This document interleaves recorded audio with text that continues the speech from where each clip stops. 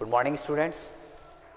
आज हम देखने वाले हैं lymph and heart which is part of circulatory system, human circulatory system. तो हम लिम्फ के बारे में देखेंगे। हमने ब्लड के बारे में बात की थी। Blood is also a connective tissue. Similar to the blood there is lymph. This is the part of circulatory system. There is a different system along which work along with blood circulatory system, that is lymph, that is known as lymphatic system. In our body we have lymphatic vessels, we have lymphatic glands, so these produce lymph.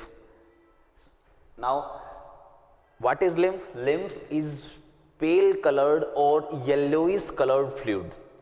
It's structure wise it resembles with blood plasma, यानी हम ये कह सकते हैं किस तरीके का है ये पेल कलर्ड यानी येलोइश कलर्ड का सब्सटेंस है जो स्ट्रक्चर वाइज हमारा जो प्लाज्मा है ब्लड का उससे मिलता जुलता है। स्लाइटली अल्कलाइन होता है यानी इसकी pH 7 से ज़्यादा होती है। Slightly means it is near about 7.2 to 7.4। It contains WBC, इसके अंदर WBC पाई जाती हैं जिन्हें हम लिम्फोसाइट्स के नाम से जानते हैं।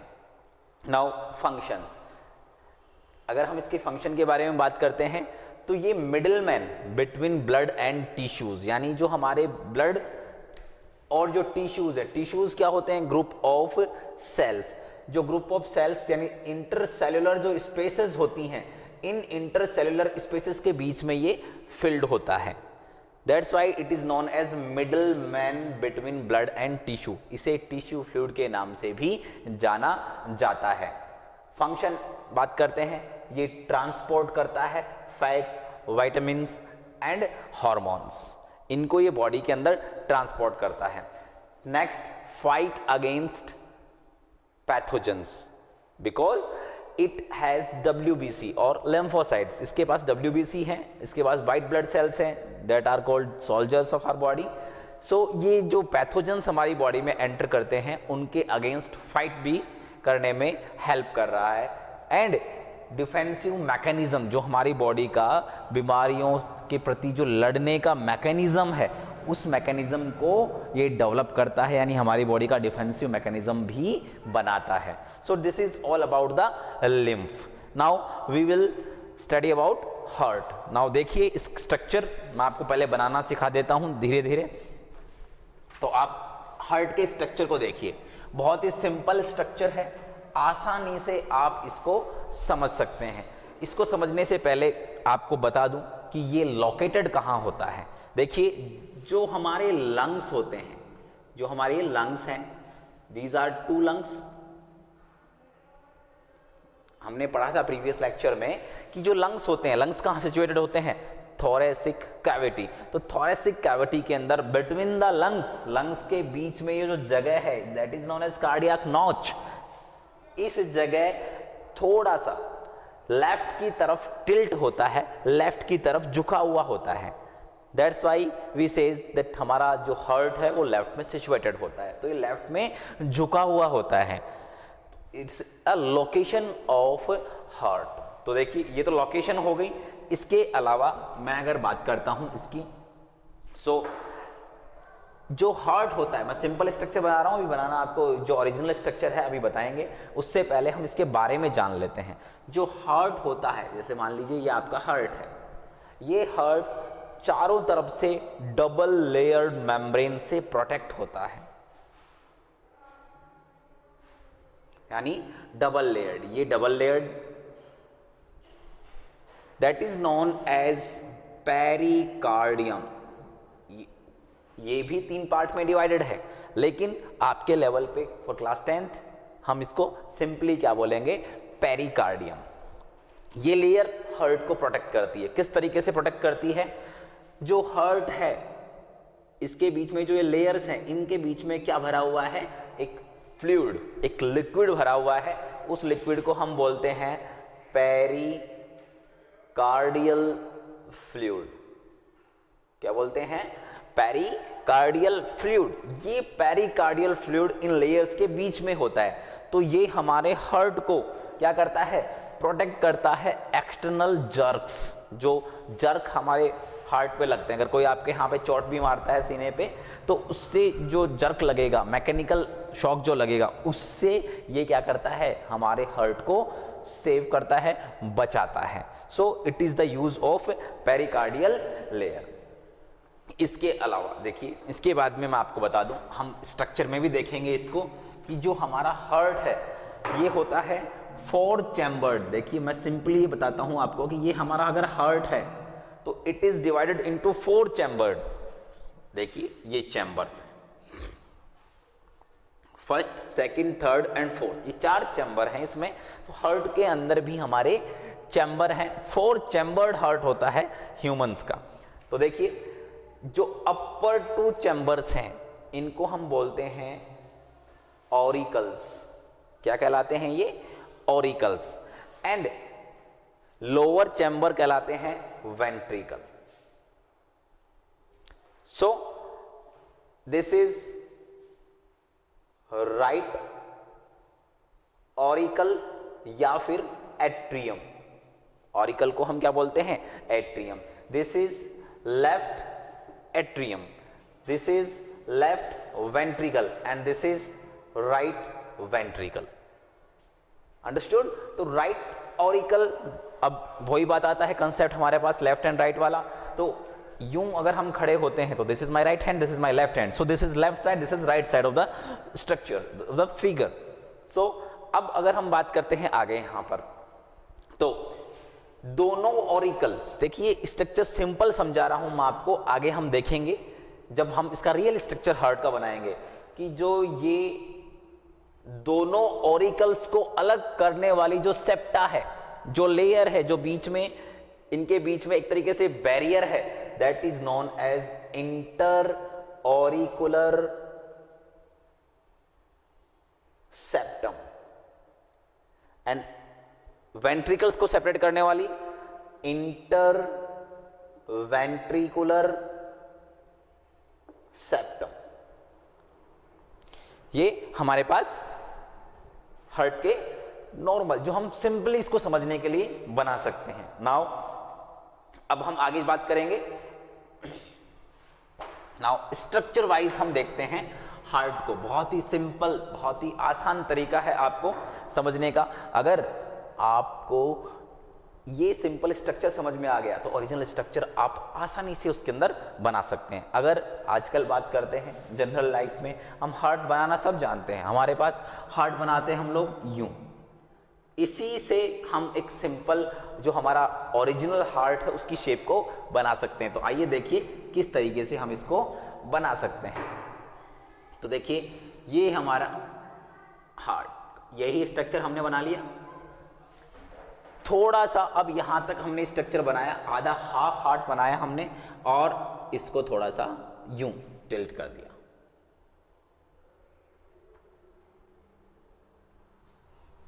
This is shape of heart. अगर हम बात करते हैं हमारे हार्ट की साइज कितनी है, जितनी हमारी एक फिस्ट, जो हमारी मुट्ठी है, इतनी साइज हमारे हार्ट की साइज होती है। फंक्शन अगर हम हार्ट के बाद हम बात करते हैं तो सिंपली फंक्शन है पंपिंग ऑफ ब्लड, हमारे ब्लड को पंप करना, हमारे ब्लड को डिस्ट्रीब्यूट करना पूरी बॉडी के अंदर। तो this is our human heart. Simple, अगर हम सिंपली बात करते हैं तो सिंपल ह्यूमन हार्ट इसे हम यहां से कह सकते हैं। नाउ अब हम इसको डिवाइड करते हैं चैम्बर्स में। तो it is divided into 4 chambers. तो देखिए आइए बात करते हैं इसके चैम्बर्स हम बनाते हैं। यहां से हम लेते हैं चैम्बर्स बनाते हैं, ये लीजिए।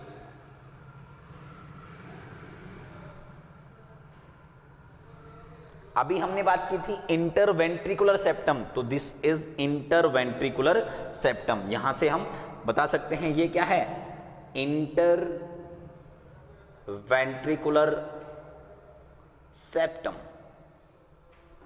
नाउ हम ऑरिकल्स बनाते हैं, तो ऑरिकल्स भी आसान है हमारे पास बनाना। इसमें ये लीजिए,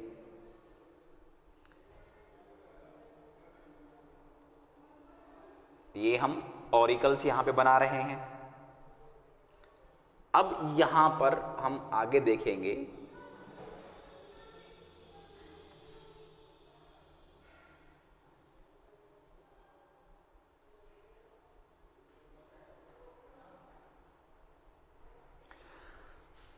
ऑरिकल्स। नाउ अब हम बात करते हैं ऑरिकल्स को अलग करने वाली लेयर। तो ये जो लेयर है ये ऑरिकल्स को अलग कर रही है।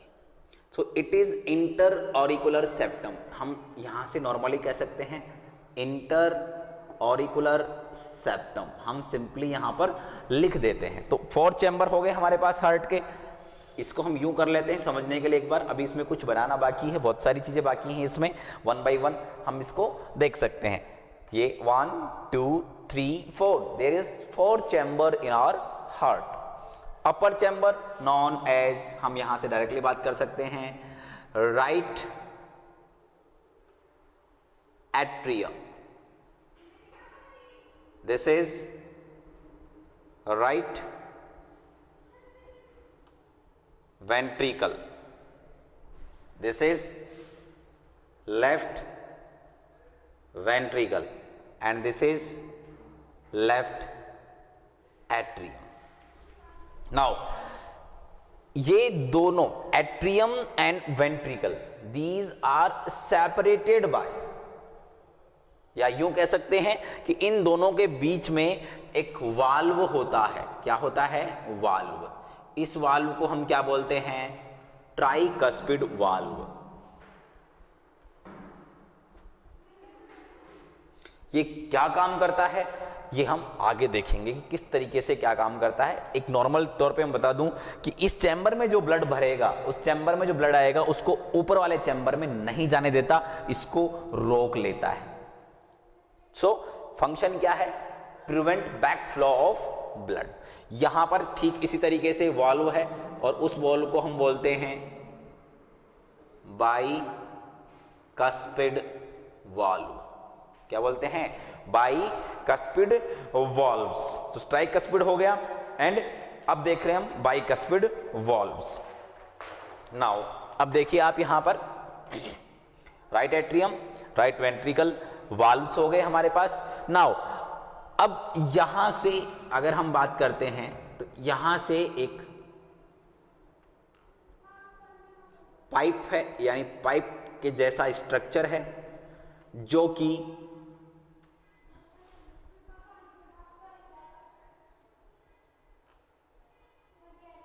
ये मीडियस्टेनम यहां से गायब हो गया। सॉरी, इंटर ऑरिकुलर सेप्टम को मैं एक बार यहां पर रब कर रहा हूं ताकि ये स्ट्रक्चर आपको आसान लगे। तो यहां से एक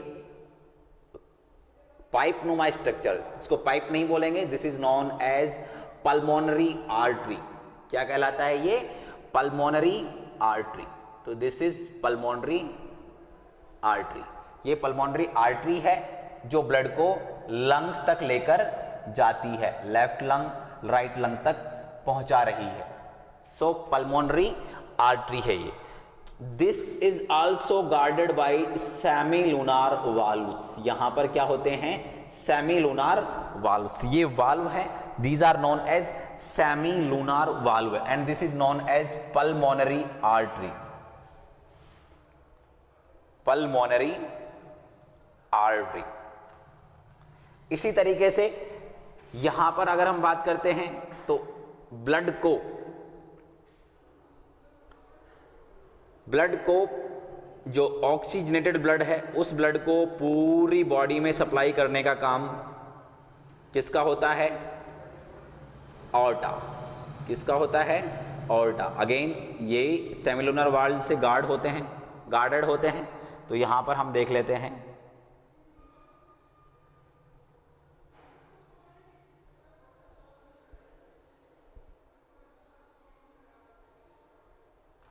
यहां पे हम इसको ड्रॉ कर देते हैं, आसानी से बन जाएगा ये डायग्राम। बहुत आसान है बनाना। आप इसको एक बार घर पे प्रैक्टिस करेंगे 2 से 3 बार तो आपको ये आसानी से बनने लगेगा। तो ये आसानी से बन जाएगा, आपसे कोई प्रॉब्लम नहीं आएगी इसमें। अगर हम देखते हैं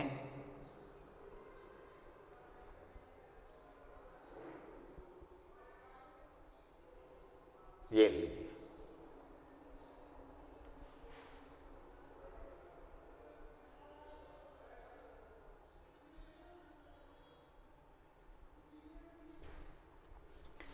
यहां पर ये बन चुके हैं। नाउ देखिए अपर वाले दोनों chambers, left atrium and right atrium, इन दोनों को हम बोलते हैं कलेक्टिंग चेंबर या रिसीविंग चेंबर, ये दोनों ब्लड को रिसीव करते हैं। राइट एट्रियम बॉडी से जो डीऑक्सीजनेटेड ब्लड है उसको रिसीव करता है, एंड जो लेफ्ट एट्रियम है ये लंग्स से ऑक्सीजनेटेड ब्लड को रिसीव करता है। किसके द्वारा? Via pulmonary veins. किसके द्वारा कर रहा है? Pulmonary veins. ये हैं पल्मोनरी वेन्स।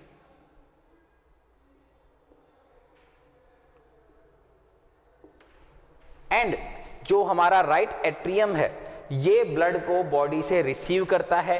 किसके द्वारा रिसीव करता है? तो यहां पर हम बात करते हैं, देखिए डीऑक्सीजनेटेड ब्लड कहां से कैरी करता है? डीऑक्सीजनेटेड ब्लड कैरी कहां से आता कहां से? किसके द्वारा आता है? कल हमने प्रीवियस लेक्चर में पढ़ा था, वो कहां से आ रहा है? वेन्स के द्वारा। तो सबसे बड़ी जो वेन है उस वेन से ये कलेक्ट होता है और उस वेन को हम बोलते हैं वेना कावा।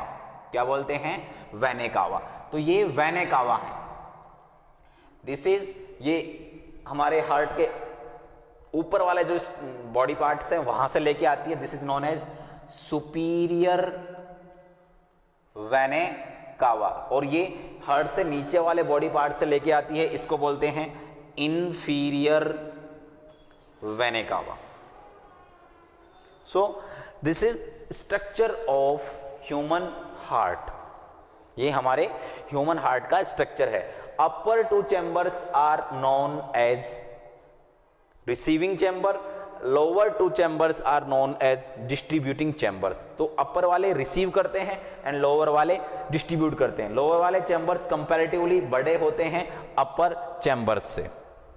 अब अगर हम बात करें इसके फंक्शन की, तो ये फंक्शन किस तरीके से कर रहा है इसमें भी मैं आपको एक बार शॉर्ट पे बता देता हूं, फिर दोबारा से हम इसका नॉर्मल सिंपल स्ट्रक्चर लेके और हम हमारे समझने के लिए इसको एक बार पूरे को ढंग से समझेंगे, दोबारा से समझेंगे। तो देखिए, इंफीरियर एंड सुपीरियर वेना कावा से ब्लड रिसीव हो रहा है राइट एट्रियम में, राइट एट्रियम से ब्लड जा रहा है राइट वेंट्रिकल में, राइट वेंट्रिकल से blood through pulmonary artery. This is exceptional artery. जहां हमने आर्टरीज वेन में बात की थी, ये एक्सेप्शनल आर्टरी है जिसमें डीऑक्सीजनेटेड ब्लड कैरी कर रहा है, और ये डीऑक्सीजनेटेड ब्लड को लेकर कहां जा रही है? लंग्स में। लंग्स में ब्लड गेट ऑक्सीजनेटेड एंड वहां से ब्लड आ जाता है पल्मोनरी वेन के द्वारा। ये भी एक्सेप्शनल है क्योंकि ऑक्सीजनेटेड ब्लड को कैरी कर रही हैं। ये किस में पहुंच रहा है हमारे पास? राइट एट्रियम में। राइट एट्रियम से ये जो वाल्व्स हैं यहाँ पर बाइकस्पिड वाल्व्स के द्वारा ये राइट वेंट्रिकल में, और राइट वेंट्रिकल से अरोटा से ये पूरे बॉडी में डिस्ट्रीब्यूट हो जाता है। तो आइए इसके फंक्शन को हम देखते हैं और इसके कुछ टर्म्स हैं उनको समझते हैं। डायग्राम बहुत आसान है, घर पे प्रैक्टिस करेंगे, 2 से 3 बार प्रैक्टिस में हमारे को क्लियर हो जाएगा। तो देखिए, एक सिंपल वे में हम इसको समझ रहे हैं। नाउ मैं आपको एक सिंपल डायग्राम बना के बता रहा हूं, तो सिंपल डायग्राम से हम इसको समझ लेंगे। तो सिंपल डायग्राम अभी मैं आपको बना देता हूं, उसके बाद में समझा देता हूं।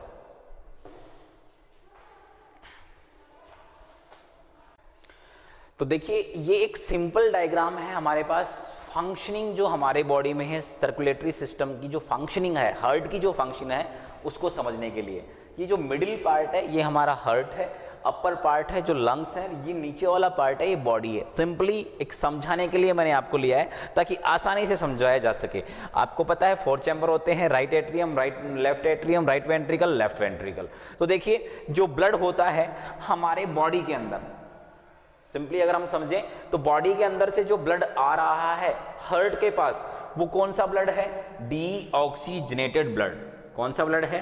Deoxygenated blood. ऐसा ब्लड जिसमें ऑक्सीजन की मात्रा कम एंड कार्बन डाइऑक्साइड की क्वांटिटी ज्यादा है उसको। और पहले भी हम पढ़ चुके हैं, तो डीऑक्सीजनेटेड ब्लड को कौन लेके जाता है, कौन कैरी करता है? वेन्स कैरी करती हैं। तो वेन इसको लेके जाएंगी और ऊपर तक यानी हार्ट तक लेके जाएंगी। ये जो इसका पाथ है हार्ट तक लेके जा रही हैं वेन्स इसको, और ले जाकर इसको लार्जेस्ट वेन के अंदर डाल देती हैं। लार्जेस्ट वेन को हम बोलते हैं वेना कावा, और यही लार्जेस्ट वेन ब्लड को ले जाके किस में डाल देती है? राइट एट्रियम में, यानी राइट एट्रियम कैसा चैम्बर है, रिसीविंग चैम्बर, कलेक्टिंग चैम्बर, ये ब्लड को कलेक्ट कर रहा है। जैसे ही राइट एट्रियम फिल होता है, ये जो वाल्व्स हैं ये ओपन हो जाते हैं और ओपन होते ही इनमें एक साउंड आती है जिसे बोलते हैं हम लब साउंड। दो तरह की साउंड प्रोड्यूस होती है हार्ट में, लब एंड डब। तो ये साउंड आती है यहां पर हमारे पास। तो अगेन साउंड का कंसेप्ट बाद में देखेंगे।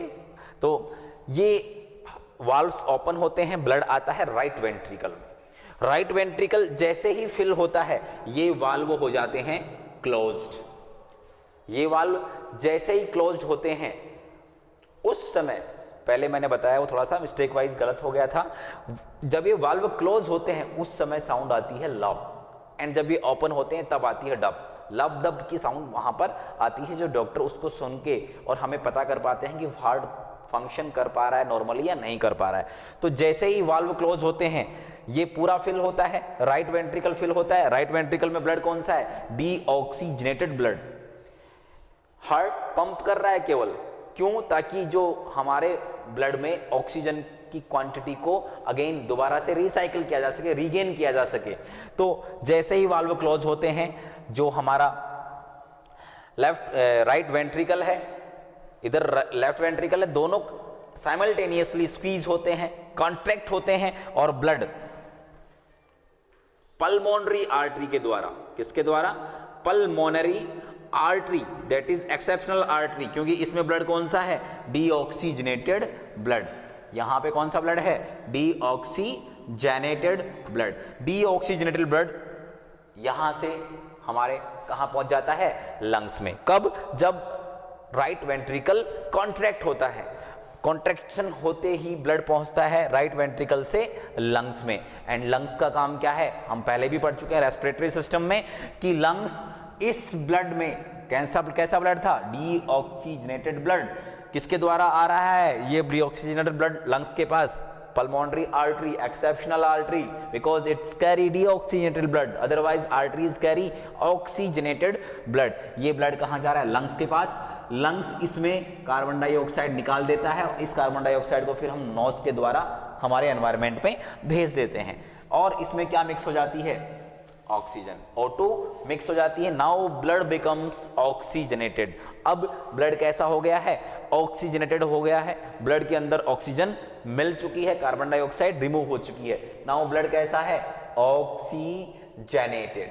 अब यही ऑक्सीजनेटेड ब्लड किस में जाएगा, ये ऑक्सीजनेटेड ब्लड पल्मोनरी वेन, किसके द्वारा, पल्मोनरी वेन के द्वारा यही ऑक्सीजनेटेड ब्लड किस में चला जाएगा, लेफ्ट एट्रियम में। Again left atrium is receiving the blood from the lungs, that's why these atria are called receiving chambers. ये रिसीविंग चैम्बर्स कहलाते हैं।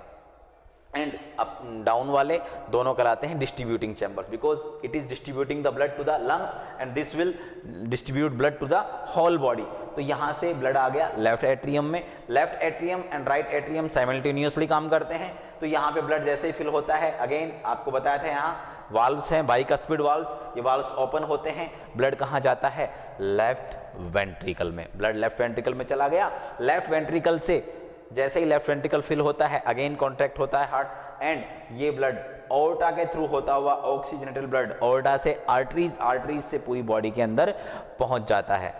यहां बॉडी से लेकर वापस बॉडी के अंदर ब्लड आ रहा है, यानी बॉडी से डीऑक्सीजनेटेड ब्लड जाकर हार्ट में एंड वापस बॉडी के अंदर आ रहा है। इस पूरी साइकिल को हम बोलते हैं किस नाम से, कार्डियक साइकिल। ये पूरा का पूरा प्रोसेस क्या कहलाता है, cardiac cycle. So this is known as cardiac cycle. And cardiac cycle के अंदर अगर हम बात करते हैं, it's completed into two process, systole and diastole. Systole क्या होता है एंड डायस्टोल क्या होता है, देखिए समझिए इसको।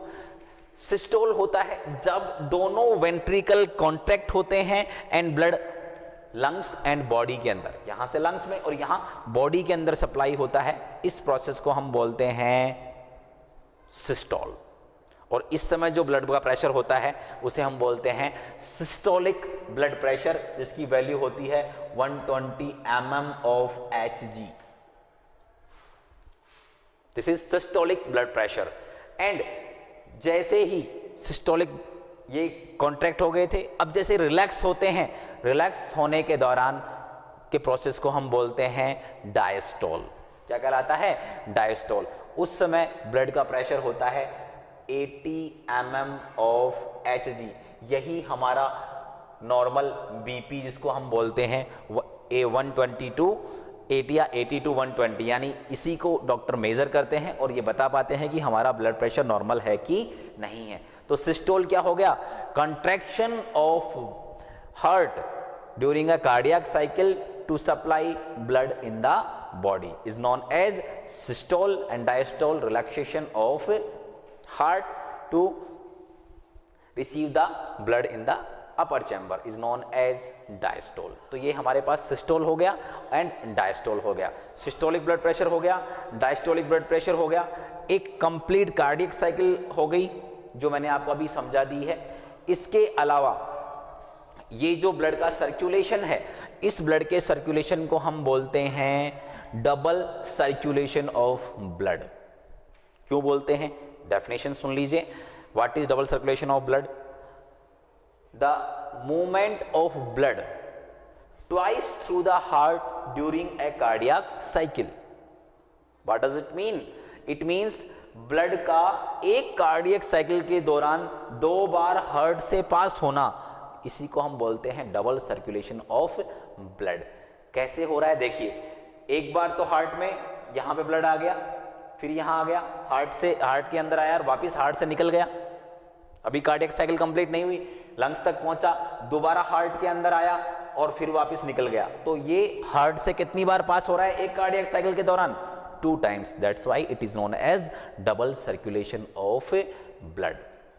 अब हमारे पास 2 टर्म आते हैं, वो टर्म है, एक तो होता है सिस्टमिक सर्कुलेशन और एक होता है पल्मोनरी सर्कुलेशन। सिस्टमिक सर्कुलेशन क्या होता है, पल्मोनरी सर्कुलेशन क्या होता है, तो वो भी देख लीजिए। सिस्टमिक सर्कुलेशन होता है supply of blood from the heart to the body is known as systemic circulation. ये देखिए हार्ट से बॉडी में जो ब्लड जा रहा है इसे बोलते हैं हम लोग systemic circulation. And pulmonary circulation supply of blood from heart to the lungs is known as pulmonary circulation.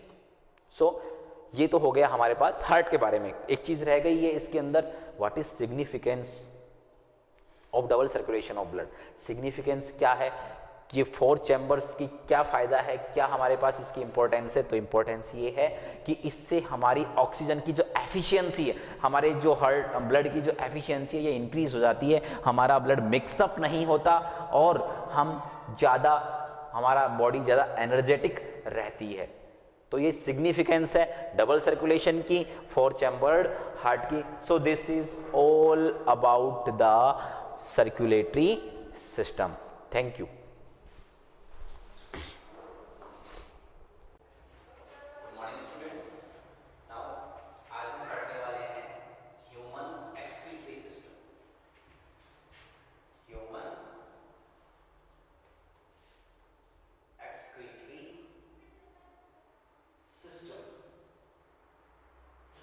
तो देखिए अब तक जो सिस्टम हम डिस्कस कर चुके हैं, डाइजेस्टिव, रेस्पिरेटरी एंड सर्कुलेटरी। तो देखिए कोई भी प्रोसेस जब बॉडी में चलता है हमारी बॉडी में, तो उस प्रोसेस के दौरान सम यूजफुल थिंग्स के साथ अनयूजफुल या वेस्ट सब्सटेंस भी बनते हैं। और अगर उन वेस्ट सब्सटेंसेस को अगर बॉडी से रिमूव नहीं किया जाए तो हमारी बॉडी में टॉक्सिसिटी फैल सकती है, टॉक्सिसिटी हो सकती है, जिसके कारण हमारी बॉडी को नुकसान पहुंचता है, हमारी बॉडी प्रोसेस के अंदर कुछ न कुछ प्रॉब्लम आ जाती है। तो इसी को समझने के लिए हमारे इसी को ओवरकम करने के लिए हमारी बॉडी में सिस्टम है जिसको बोलते हैं हम लोग ह्यूमन एक्सक्रीटरी सिस्टम। तो ह्यूमन एक्सक्रीटरी सिस्टम पढ़ने से पहले हम पढ़ेंगे एक्सक्रीशन। एक्सक्रीशन क्या होता है? तो एक्सक्रीशन का मतलब होता है removal of harmful or waste substance from the body is known as excretion. So this is definition of excretion, यानी हमारी बॉडी से harmful substances को, unuseful substances को बाहर निकाल देना ही क्या कहलाता है? excretion। तो अब हम ये देखेंगे ह्यूमन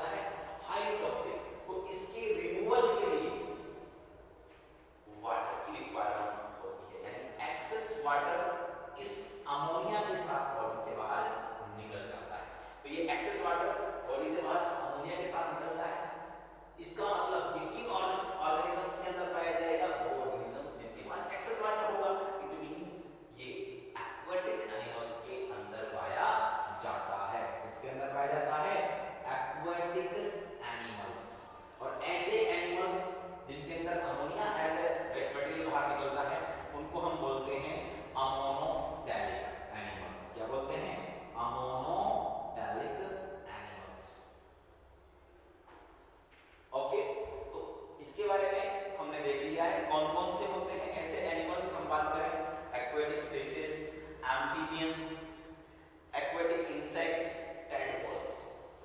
तो हो गया हमारे पास एक्वेटिक फिश, टेडपोल, एम्फीबियंस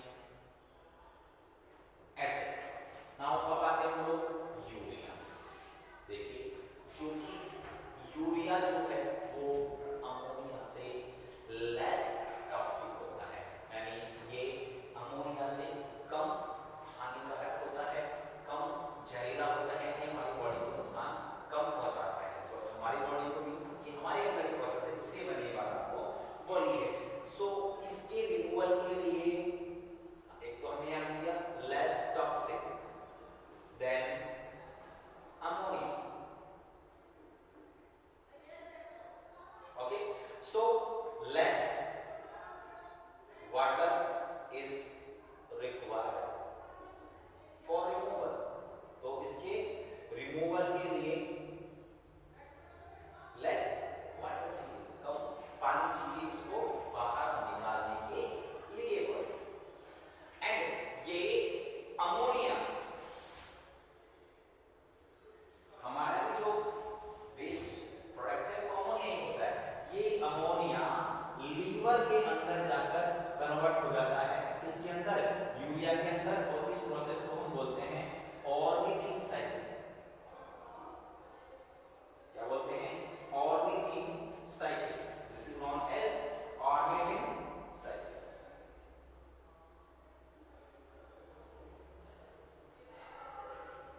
सो ये बॉडी के अंदर होता है।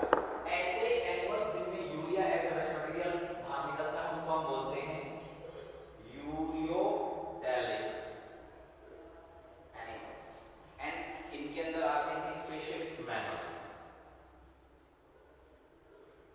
Aquatic amphibians, aquatic semi aquatic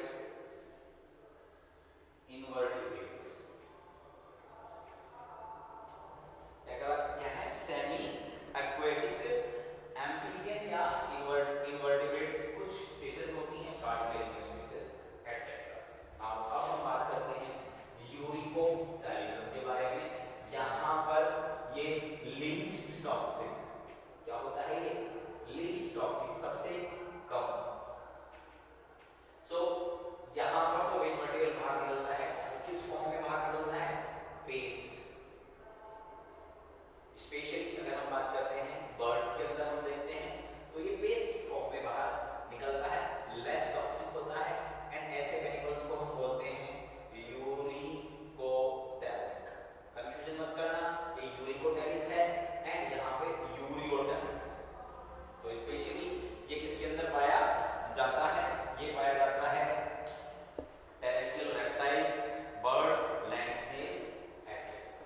so this is all about the excretion process. Now अब हम देखेंगे ह्यूमन एक्सक्रीटरी सिस्टम के बारे में। तो आइए ह्यूमन एक्सक्रीटरी सिस्टम को हम देखते हैं। हमारा जो ह्यूमन एक्सक्रीटरी सिस्टम है किस तरीके से वर्क कर रहा है, what are the parts of human excretory system, which organs are the part of human excretory system. तो आइए बात करते हैं human excretory system. Human excretory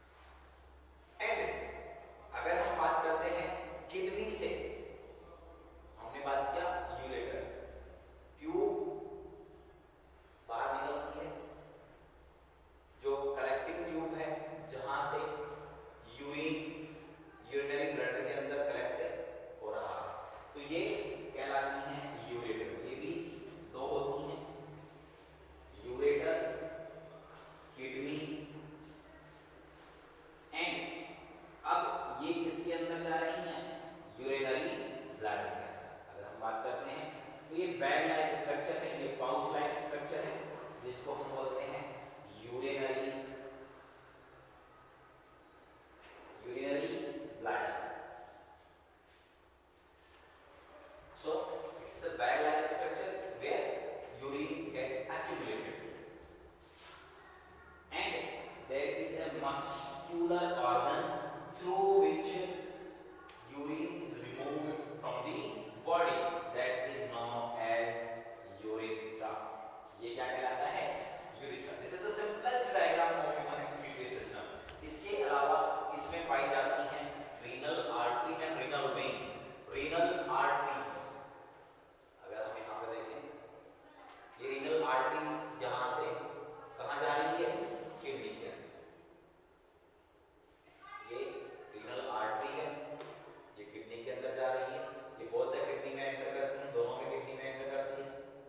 सो इसको हम इस तरीके से देख सकते हैं। And similar parallel to this, इसके साथ ही हम रीनल वेन की बात भी कर लेते हैं। ये रीनल वेन एंटर कर रही है किडनी के अंदर। So renal artery and renal vein।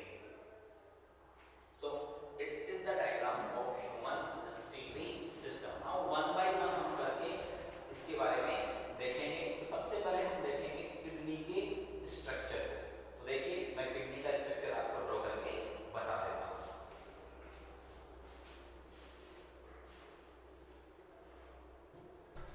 चलिए, तो ये है हमारे पास किडनी का डायग्राम, यानी ह्यूमन किडनी। आपके लिए मैंने पहले इसको ड्रॉ कर दिया है। तो देखिए किडनी की शेप कैसी होती है, पहले बात कर चुके हैं हम लोग, बीन शेप। और ये कहाँ लोकेटेड है? हम बात करते हैं जो हमारे लुम्बार वर्टिब्रीज हैं, जो पीछे का जो एरिया है, ये वाला जो एरिया है, यहाँ पर जो हमारी वेस्ट है उसके जस्ट अबव में एट द बैक साइड हमारी ह्यूमन किडनी लोकेटेड होती है। नाउ अगर हम बात करते हैं लेंथ, तो जो किडनी की लेंथ होती है 10 से 12 सेंटीमीटर। यानी हम यूँ बात कर लें कि हमारा जो एक नॉर्मल स्केल होता है, वो स्मॉल स्केल जो होता है वो 15 सेंटीमीटर का होता है। तो उसमें 10 से 12 सेंटीमीटर की जो लेंथ होती है वो किडनी की होती है। ब्रेड्थ होती है 5 to 7 सेंटीमीटर। एंड जो इसकी अगर हम बात करें थिकनेस, वो होती है 2 to 3 सेंटीमीटर। एंड अगर हम बात करते हैं एवरेज वेट जो होता है किडनी का होता है 150 ग्राम। मेल्स में अप्रोक्सीमेट 150 ग्राम एंड फीमेल्स में थोड़ा कम होता है, दैट इज 135 ग्राम के अप्रोक्स में ये होता है। हर किडनी चारों तरफ से 3 लेयर्ड फाइब्रस कैप्सूल से कवर्ड होती है। ये इसकी प्रोटेक्टिव लेयर है, इसके चारों तरफ 3 लेयर्ड फाइब्रस कैप्सूल है जो इसके चारों तरफ इसको प्रोटेक्ट करके रखता है। अगर हम बात करते हैं ये जो अगर हम बात करते हैं, एक मैं स्ट्रक्चर बना रहा हूं, ये जो साइड है इस साइड को हम बोलते हैं कॉनकेव साइड और इस साइड को हम बोलते हैं कॉन्वेक्स साइड। तो देखिए जो किडनी की ये कॉनकेव साइड है, यहाँ पर एक ओपनिंग है, ये वाला जो एरिया है, अगर हम बात करते हैं ये वाला जो एरिया है, ये वाला एरिया, ये ओपनिंग है। इस ओपनिंग के थ्रू किडनी के अंदर renal artery, renal vein, ureter enter कर रही हैं या यहाँ से लीव हो रही हैं। तो इस एरिया को जहाँ से ये एंटर कर रही हैं वो कहलाता है हीलम, या फिर इसको हम बोलते हैं हीलस।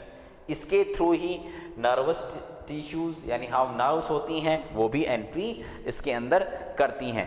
ये जो हीलस है, ये जो एरिया, ये हीलस आगे जाके एक बड़ी कैविटी के अंदर ओपन होता है। उस कैविटी को, उस खाली जगह को हम बोलते हैं रीनल पेल्विस। रीनल पेल्विस में यूरिन बनने के बाद रीनल पेल्विस में आता है एंड रीनल पेल्विस से यूरिन कहाँ जाता है? यूरेटर में जाता है। तो यहाँ पे यूरिन कलेक्ट होता है। नाउ अब अगर हम बात करते हैं, हमने बात कर दी रीनल पेल्विस की, तो देखिए ये जो एरिया है, ये वाला जो एरिया है, ये वाला, एक बार मैं इसको बता रहा हूँ, पहले जो हमने हीलम के बारे में, ये जो एरिया है इस एरिया को हम बोलते हैं रीनल पेल्विस, और रीनल पेल्विस के बाद में ये जो प्रोजेक्शंस हैं, यहाँ पे जो एक्सटेंशन है, इसको हम बोलते हैं मेजर कैलिस। क्या बोलते हैं? Major calyx. इनको हम देखेंगे, उससे पहले हम लोग देख लेते हैं किडनी को। किडनी दो पार्ट में डिवाइडेड है इसका। Outer region is known as cortex and inner region. Outer region that is dark region which is known as cortex, and inner region जो ग्रे हम बात करते हैं लाइटर रीजन है, उसको हम बोलते हैं मेडुला या मेडुलरी रीजन। यहाँ पे कॉनिकल शेप जो है, कॉनिकल प्रोजेक्शंस हैं, ये कहलाते हैं मेडुलरी पिरामिड्स। एंड ये जो कॉर्टेक्स रीजन है, ये मेडुलरी पिरामिड्स के बीच में आगे तक एक्सटेंड है। ये जो एक्सटेंशंस हैं, ये एक्सटेंशन, ये रीजन आगे तक एक्सटेंड है। इस रीजन को हम बोलते हैं कॉलम ऑफ बर्टीनी। ये हम किसके बारे में देख रहे हैं? किडनी के बारे में। ये जो कॉनिकल पिरामिड्स हैं, जो पिरामिड्स हैं, ये जुड़े हुए हैं आपस में किनके द्वारा? ये छोटे छोटे एक्सटेंशन जिनको बोलते हैं हम लोग माइनर कैलिसिस। ये क्या बोलते हैं? माइनर कैलिसिस। एंड ये आपस में जुड़े हुए हैं किसके द्वारा? मेजर कैलिसिस। यहां से हम अगर बात करते हैं एक बार किडनी जो हमारी बनी हुई है वो न्यूमेरस फाइन ट्यूब्यूल्स जिनको हम बोलते हैं nephrons are the structural and functional unit of kidney. हमारी किडनी का स्ट्रक्चरल एंड फंक्शनल यूनिट क्या है? नेफ्रॉन। मिलियंस नेफ्रॉन से मिलकर बनी होती है हमारी किडनी। ये नेफ्रॉन्स मेडुलरी और कॉर्टेक्स रीजन में पाए जाते हैं। इनके थ्रू यूरिन फॉर्मेशन होता है। यही यूरिन कहाँ आएगा? सबसे पहले माइनर कैलिसिस से होता हुआ मेजर कैलिसिस, एंड मेजर कैलिसिस से होता हुआ रीनल पेल्विस। रीनल पेल्विस के थ्रू ये पहुंचता है किसके अंदर? यूरेटर। एंड यूरेटर से ये यूरिन कहाँ चला जाता है? In the end urinary bladder. So this is all about the human kidney. ये तो हो गया हमारे पास किडनी के बारे में। तो ये किडनी का स्ट्रक्चर आप समझ चुके हैं। नाउ अब हम समझेंगे नेफ्रॉन का स्ट्रक्चर, नेफ्रॉन के बारे में, क्योंकि अभी मैंने आपको बताया कि हर एक किडनी नंबर ऑफ, या हम यूं कह सकते हैं मिलियंस ट्यूबुलर नेफ्रॉन से मिलके बनी हुई है, जो इसकी फंक्शनल यूनिट है। यानी कि यही इन्हीं के कारण या इन्हीं से हमारा यूरिन, हमारी बॉडी में यूरिन फॉर्म होता है। तो आइए हम नेफ्रॉन के बारे में देखते हैं। सबसे पहले डेफिनेशन आती है हमारे पास किसकी? नेफ्रॉन की। एंड नेफ्रॉन की डेफिनेशन क्या है? The structural and functional unit of kidney is known as nephron. तो आइए नेफ्रॉन के बारे में देखते हैं।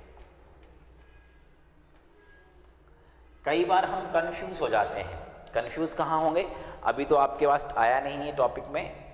जब हम नर्वस सिस्टम पढ़ते हैं तो वहाँ पे जो फंक्शनल यूनिट होती है न्यूरॉन, और यहाँ पे होती है नेफ्रॉन। तो कई बार एग्जाम में हमारे पास आता न्यूरॉन के बारे में है, हम नेफ्रॉन के बारे में डिस्क्राइब कर देते हैं, स्ट्रक्चर बना देते हैं। नेफ्रॉन आता है तो हम न्यूरॉन का बना देते हैं। तो कंफ्यूज नहीं होना। नेफ्रॉन क्या है? Structural and functional unit of kidney. So आइए हम बात करते हैं। हमारी जो नेफ्रॉन है दो पार्ट में डिवाइडेड है। मालफिजियन, पहला तो है हमारे पास मालफिजियन कॉर्पोसल्स, एंड दूसरा है renal tubule.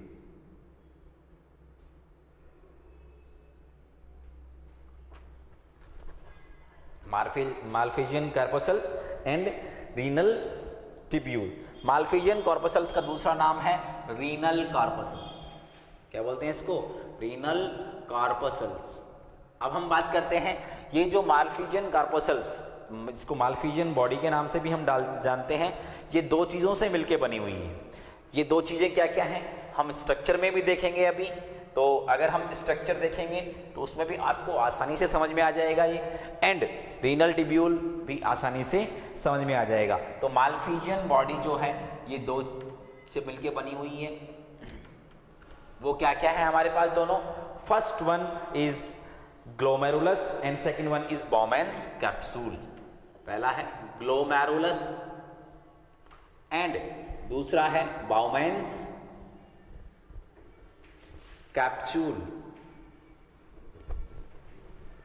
Now renal tubule it is also divided into 3 parts. 3 parts से मिलके बना हुआ है। हम तीनों को डिस्कस कर लेते हैं एक बार simply.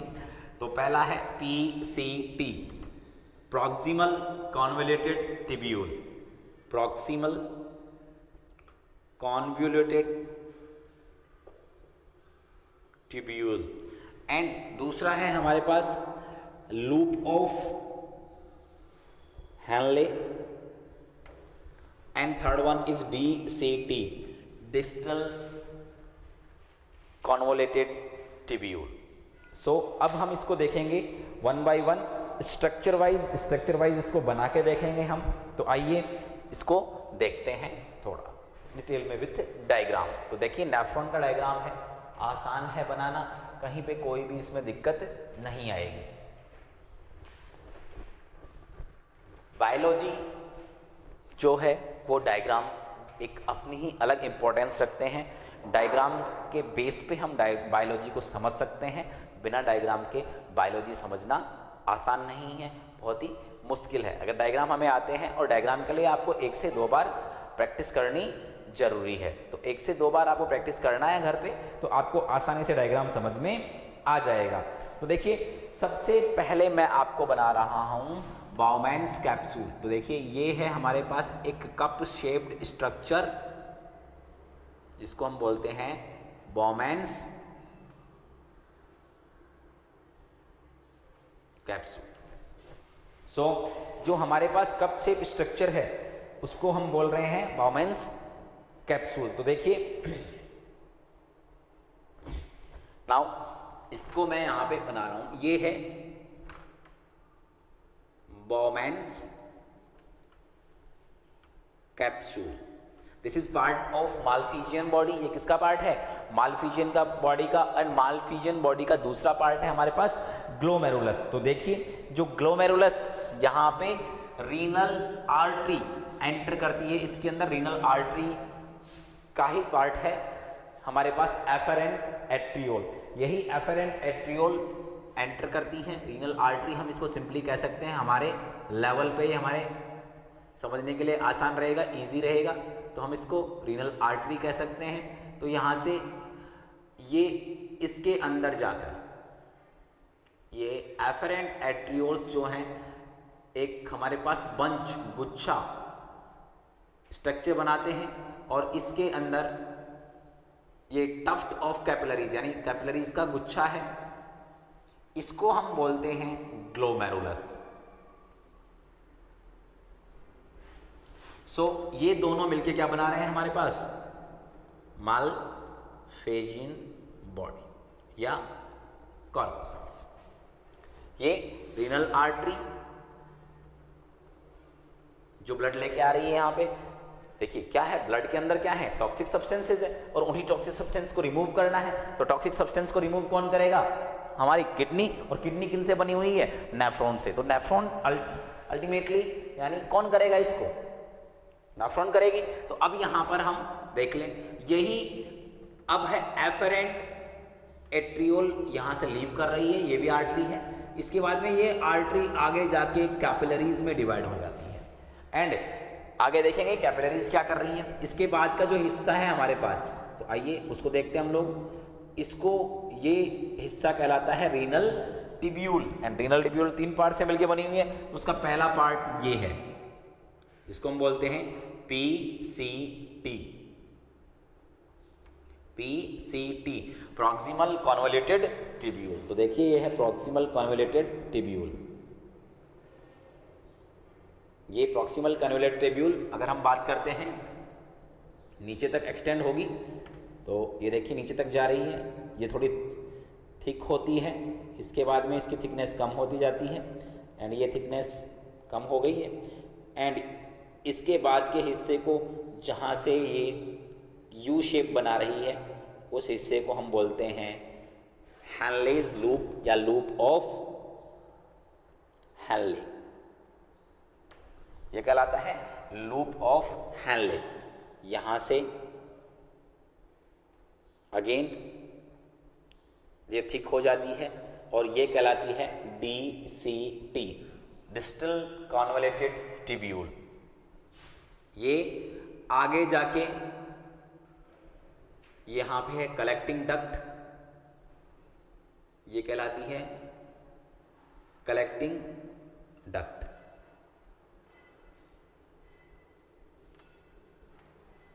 This is known as collecting duct, यानी जो यूरिन फॉर्म होगा ये कहां चला जाएगा, कलेक्टिंग डक्ट में, और कलेक्टिंग डक्ट इसको डाल देगी मेजर माइनर कैलिसिस में, माइनर कैलिसिस से मेजर कैलिसिस, मेजर कैलिसिस से रीनल पेल्विस एंड यूरेटर के थ्रू ये भी कहां पहुंच जाएगा, यूरिनरी ब्लैडर में। तो यहां से अभी बात की थी हमने एफेरेंट इफेरेंट एट्रियोल के बारे में। ये एफेरेंट एट्रियोल किस में डिवाइड हो रही है, ये कैपिलरीज में, और ये कैपिलरीज चारों तरफ से घेर के रखती हैं किसको, PCT एंड DCT को। देखिए यहां से इसने कवर कर लिया, यहां से कवर कर लिया है इन्होंने,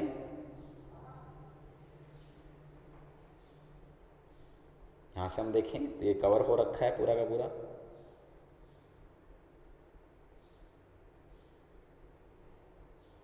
ये लीजिए, ये कवर हो रखा है पूरा का पूरा। ये कैपिलरीज ने चारों तरफ से इसको सराउंड कर रखा है। So this is the structure of nephron. ये क्या है, कैपिलरीज। एंड अगेन ये कैपिलरीज आगे जाके क्या बना देती हैं, रीनल वेन, मिलके क्या बनाती हैं, रीनल वेन, जो ब्लड को अब आगे लेके जाएगा। सो ये हमारे पास किसका डायग्राम है, नेफ्रॉन का। तो आइए अब नेफ्रॉन काम कैसे कर रही है, किस तरीके से फंक्शन हो रही है, यूरिन फॉर्मेशन कैसे हो रहा है, इसको एक शॉर्ट रूप में हम देख लेते हैं। यूरिन फॉर्मेशन कैसे यूरिन बन रहा है हमारी बॉडी के अंदर, बहुत आसान है। सो ये टॉपिक सिंपली खत्म हो जाएगा। रीनल आर्टरी ब्लड लेके आई, यही ब्लड टफ्ट ऑफ कैपिलरीज, यहां से ये ब्लड क्या होगा, फिल्टर हो जाएगा एंड यहां पे ये क्या फिल्ट्रेट होगा। इस फिल्ट्रेट में बहुत सारे सब्सटेंस हैं, यूरिया तो है ही है, यानी यूरिया रिमूव हो गया, बाकी जो ब्लड था वो ब्लड आगे, जो प्योर ब्लड था वो आगे पास हो गया, यानी कहां पे चला गया, कैपिलरीज में पहुंच गया। लेकिन इस फिल्ट्रेट में क्या क्या है, यूरिया है, वाटर है, अमीनो एसिड्स हैं, ग्लूकोज है, सम सॉल्ट्स, ऐसी बहुत सारी यूजफुल चीजें हैं।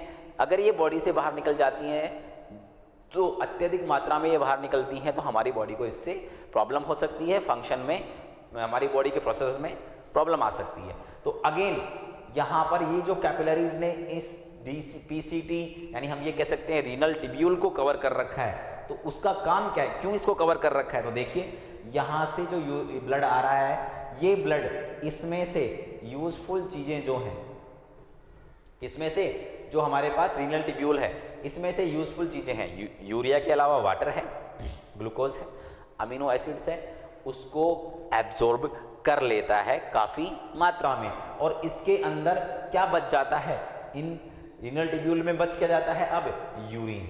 तो मैक्सिमम यूजफुल चीजों का जो एब्जॉर्प्शन होता है वो होता है लूप ऑफ हैनले के अंदर, एंड बची खुची जो पार्ट है वो DCT के अंदर एब्जॉर्ब हो जाता है। अब हमारे पास यूरिया प्लस वाटर प्लस सम सॉल्ट्स होते हैं, वो यूरिन फॉर्म कर लेते हैं, और यूरिन कहाँ पहुंच जाता है, कलेक्टिंग डक्ट में। इस तरीके से यूरिन बनता है, एंड जो प्योर ब्लड है जिसमें से टॉक्सिक सब्सटेंसेस रिमूव हो चुके हैं, वो रीनल वेन के थ्रू किससे, किडनी से बाहर निकल जाता है एंड हमारी बॉडी में सप्लाई हो जाता है। यही जो यूरिन है यूरिनरी ब्लैडर में जाता है एंड वहाँ पर एक्यूमुलेट हो जाता है। जब ये पूरा फिल हो जाता है तो हम इसको बॉडी से बाहर कर देते हैं।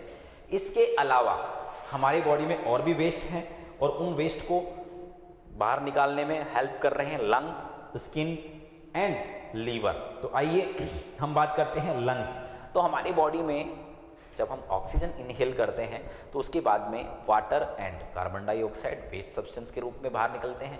तो इनको, ये भी वेस्ट हैं तो इसको भी रिमूव किया जा रहा है। It is also part of excretory system. But हम जो मेजर पढ़ते हैं वो किडनी के बारे में पढ़ते हैं। Main excretory organ of the body is known as kidney. But यहाँ पर अगर हम बात करते हैं तो लंग्स भी रिमूव कर रहे हैं वेस्ट सब्सटेंस को, इसलिए हम इसको यहाँ पर एक्सक्रीशन में लंग्स को भी पढ़ते हैं। इसके अलावा हमारे पास आता है liver. Liver is the largest glands. तो लार्जेस्ट ग्लैंड्स है तो इसमें भी ये भी cholesterol, steroid, hormones, vitamin, drug and other substances, इनको